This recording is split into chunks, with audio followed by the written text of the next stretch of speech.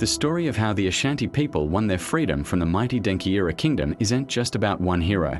It's a powerful tale of unity, where brave chiefs chose to stand together, risking everything for a shared future.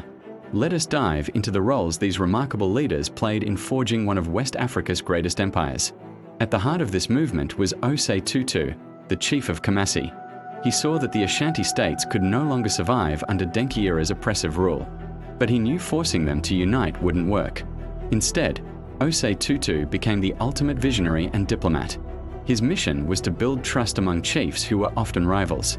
He spent countless hours in council, not demanding loyalty, but earning it through persuasion. He painted a picture of a free and prosperous Ashanti nation, a future that was only possible if they fought as one. He was the political architect, laying the foundation for a unified kingdom.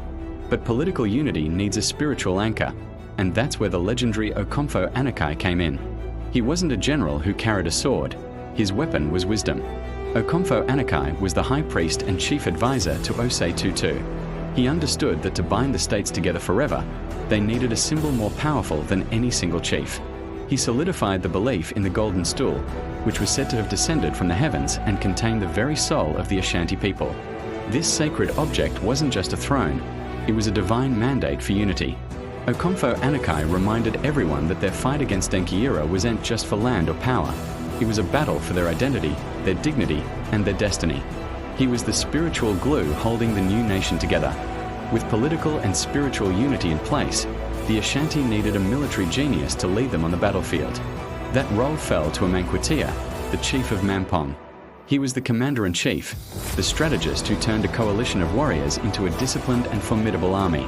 Amankwatea was responsible for everything from training soldiers in new fighting techniques to organizing them into effective units. He planned the battle strategies, anticipated the enemy's moves, and led the troops from the front during the decisive battles against Denkyira. Without his military brilliance, the vision of Osei Tutu and the spiritual work of Okomfo Anokye might have all been for nothing. He was the fist of the Ashanti Union. But these three great leaders didn't act alone. Their success depended on the courage and sacrifice of many other chiefs from states like Bekwai, Kokofu, Nsuda, and Ajisu. These leaders made a dangerous choice. They openly defied Denkyira, knowing the price of failure could be their own lives. They put aside old rivalries and personal ambitions to join the Union. Each chief contributed what they could: warriors for the army, food to feed the soldiers, and weapons for the fight. Some even made profound spiritual sacrifices for the cause. They gave up their individual power as independent rulers to become part of something much greater. This was the ultimate act of teamwork.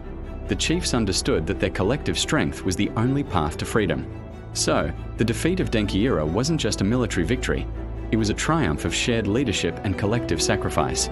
Osei Tutu provided the vision, Okomfo Anokye provided the soul, Amankwatea provided the strength, and dozens of other chiefs provided the unwavering support.